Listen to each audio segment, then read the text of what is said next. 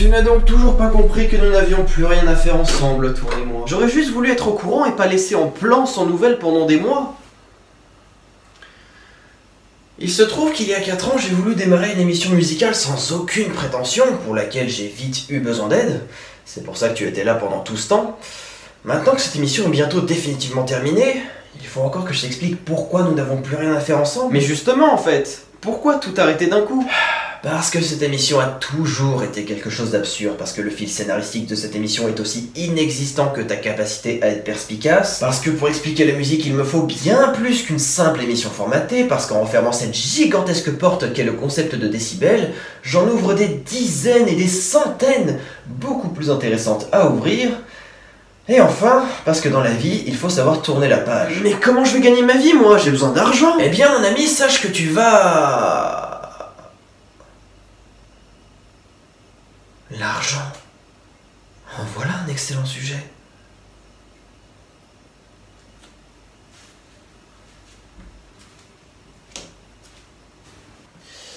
T'es quand même viré. Tu peux partir.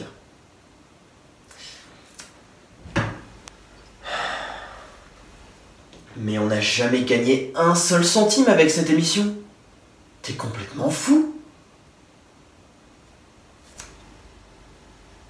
Et c'est seulement pour l'argent que t'es revenu me voir ? Mais j'ai tellement bien fait de te virer, mon Dieu ! Meilleure décision de ma vie et de très loin. Le gars, quoi, il revient pour l'argent. J'hallucine.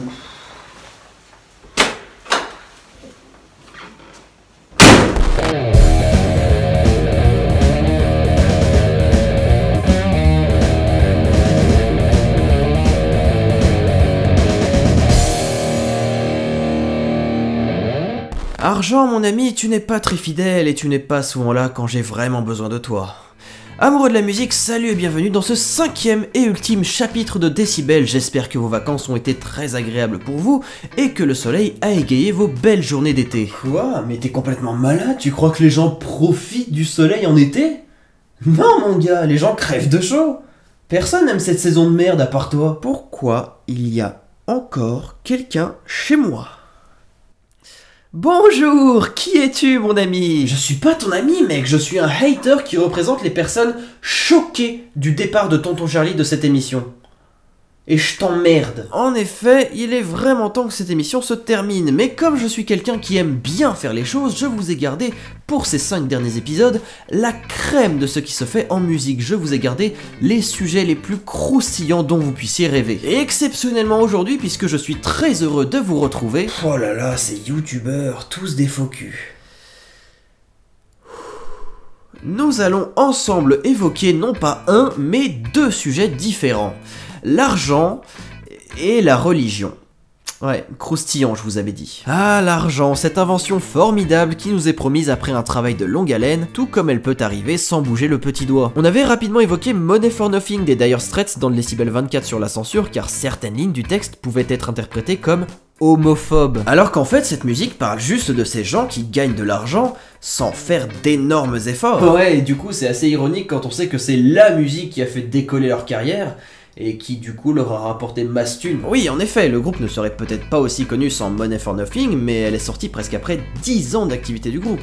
Ce qui n'est pas vraiment Nothing, du coup. Et en réalité, le groupe avait déjà un succès non négligeable avec Sultans of Swing, qui elle est sortie dès le premier album du groupe. En effet, le groupe ne serait peut-être pas aussi connu sans Money for Nothing, mais elle est sortie après presque 10 ans, Bon, vous n'êtes pas sans savoir que parler d'argent, ça fait souvent grincer les dents de plus d'une personne. Et souvent, les musiciens en ont parfaitement conscience. Le portrait dressé de l'argent sera souvent péjoratif. Et vous savez quoi ? C'est normal. Nous sommes obsédés par l'argent et il faut que cela change parce que... Non mais ça va, tu veux pas donner ton avis politique aussi ? Cette personne remplie de haine a totalement raison. Vous savez, s'il y a bien un terrain sur lequel il est très dangereux que le sujet de l'argent prenne une place trop importante, c'est bien sûr le terrain de l'amour. Et c'est exactement le message que fait passer le titre Can't Buy Me Love des Beatles.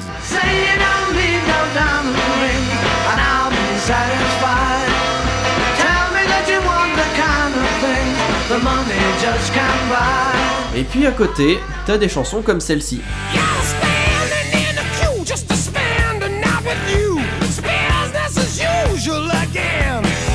va partir du principe que je n'ai pas besoin de vous faire un dessin et que vous avez compris de vous-même de quoi il en retourne en lisant ces lignes, alors on va gagner un peu de temps. Ça parle de prostitution. Oui, merci à toi mon ami. Bref, je dis assez souvent dans cette émission que le contexte dans lequel est sorti un album ou une musique est très important pour comprendre l'ensemble des choix artistiques des musiciens. Alors allons-y. Nous sommes donc en 1980 quand cette musique est sortie et là aussi vous avez l'habitude de m'entendre dire qu'à l'époque, les comportements et les habitudes de notre société n'étaient pas les mêmes. Entre autres, les femmes ont longtemps eu la vie difficile et il était très mal vu pour une femme d'être associée au plaisir charnel. Et encore plus si elles en faisaient leur métier. Car oui, il est bien plus facile de juger une femme qui utilise de ses charmes que de juger un homme dont la misère sexuelle est si grande que son seul moyen d'avoir un rapport d'une qualité décente est de se ruiner financièrement non pas pour satisfaire des envies, mais pour assouvir des besoins. Ce qui rend la chose d'autant plus triste. Heureusement, les mentalités ont bien changé depuis et la femme n'est plus considérée comme un simple objet sexuel. Sur TF1, un supporter de foot vient juste d'essayer d'embrasser de force la présentatrice. J'ai essayé de sortir de la foule parce que j'en pouvais plus, je tenais à peine sur mes jambes en essayant de m'extirper de là et je me suis pris des mains au cul tout le long, j'avais envie de pleurer d'énervement. Je tiens quand même à dire qu'un mec m'a pris par la taille et m'a touché les fesses pendant la fanzone. Bref, les hommes, vous êtes tous des fils de pute. Je me sens pas safe, je suis apeuré, mais allez mourir, je vous hais. Moi, il y avait tout le monde qui poussait pour rentrer dans le wagon et en sortant, je sens quelqu'un me toucher les fesses et j'entends « Je te baise !» Donc là, il y a un mec alcoolisé qui vient de me foutre une main au cul tout en essayant de m'embrasser de force, je le repousse, il me prend par le cou en me disant « C'est la victoire, qu'est-ce que tu attends ?» Putain, mais va bien t'empaler sur un lampadaire, connard de merde. Ouais, le jour où on sera champion du monde du respect des autres, ce jour-là et seulement ce jour-là, je serai dans les rues de ma ville en train de faire la fête. Alors je voudrais pas faire mon mec ennuyant, mais... Trop tard. C'était quoi cette digression de l'infini? Je sais pas mec, j'étais chaud. Et n'hésite pas à préciser que tu n'as rien contre ACDC, tout ça... Mais je croyais que tu me détestais, alors pourquoi tu m'aides? Oh puis merde. Je précise évidemment que je n'ai rien contre ACDC, qui est probablement le premier groupe qui m'a fait réellement aimer le rock, et j'ai tout à fait confiance que la plupart de leurs textes sont fictifs. Ouais, ce qui rend cette digression d'autant plus inutile. Merci, hein. Mais la plupart du temps, il vous faudra donner de votre énergie pour non seulement être payé misérablement, mais surtout pour faire quelque chose qui ne vous épanouira pas forcément. Dites-vous que beaucoup de musiciens sont passés par là, eux aussi, et c'est ce que raconte Donna Summer dans une chanson qui porte très bien son nom, et si ça ne vous suffit toujours pas, vous avez encore mieux.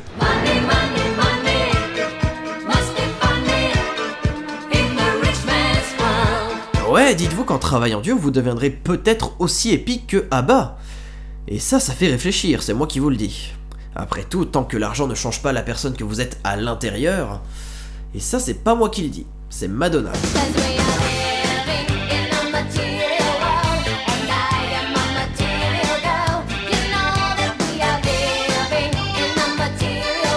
Ouais, après Madonna c'est pas le meilleur exemple, hein. Faut se rappeler qu'elle a fait ça aussi.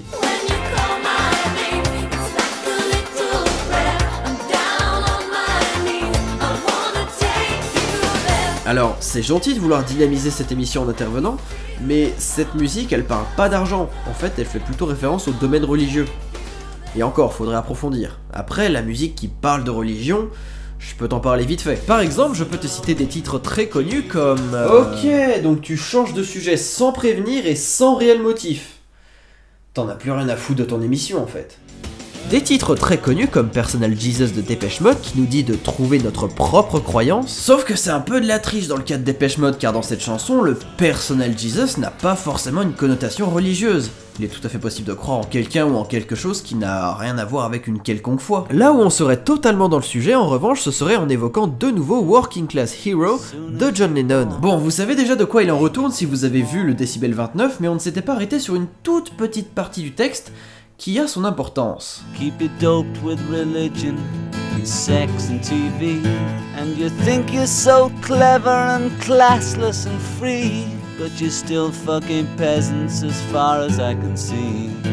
Quand je vous disais que le gars avait réuni tous les ingrédients pour faire parler de lui, chanson polémique, attaque envers le domaine religieux, séparation des Beatles, et tout ça en 1970. Le gars a inventé le concept du drama avant Internet. Rien à dire.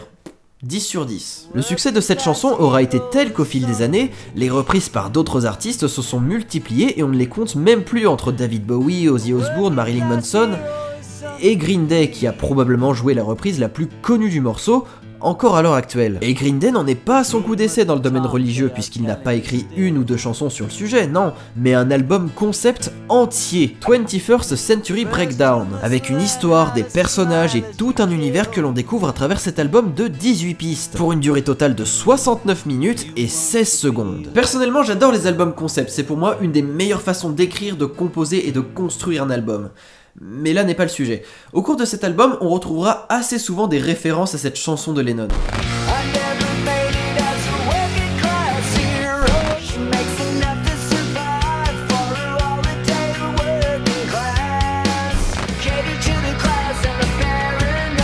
Mais la vérité, c'est que parler en détail de cet album me prendrait beaucoup trop de temps. C'est pour ça que si ça vous intéresse, n'hésitez pas à vous manifester dans les commentaires pour que j'en fasse une vidéo entièrement dédiée pour décortiquer les textes de cet album. Oh, la vieille technique pour esquiver le sujet, waouh. Très subtil, hein, bravo. Mais j'esquive rien du tout puisque je viens de dire que... Oh, puis merde, pourquoi je parle avec toi? Vous savez, la religion et la musique sont beaucoup plus liées qu'on ne le pense. Si on passe outre les milliers de chansons qui en parlent, un genre de musique à part entière a vu le jour dans les années 60. Le rock chrétien. Mais avant que ce genre n'arrive, c'était un peu la guerre entre les institutions religieuses et la musique rock, notamment le christianisme justement. Vous savez probablement qu'un jour, John Lennon avait déclaré ceci lors d'une interview. We meant more to kids than Jesus did, or religion at that time.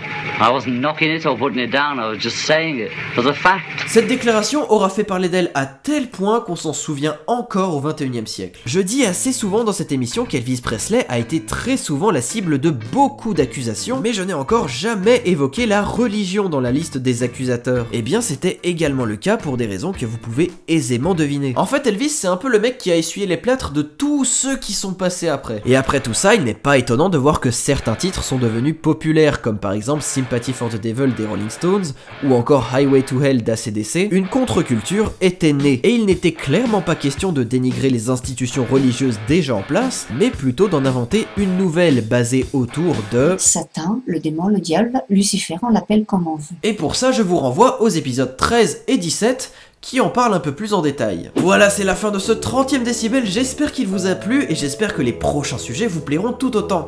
Je veux pas spoiler, mais je sais déjà qu'ils vous plairont. On se retrouve samedi prochain, même heure pour une nouvelle vidéo, n'hésitez pas à vous abonner à la chaîne si ce n'est pas déjà fait, lâchez le petit pouce bleu pour me soutenir, ça fait toujours plaisir. Et n'oubliez pas d'écouter de la musique tous les jours. Écouter de la musique tous les jours, ça va les phrases de conclusion toutes pétées comme celle-là, t'en veux pas d'autres, genre manger 5 fruits et légumes par jour, ou pratiquer une activité physique régulière. Pire que ça encore, genre je sais pas, genre... Hey, mais tu vas où là? Hey, reviens, s'il te plaît. Putain!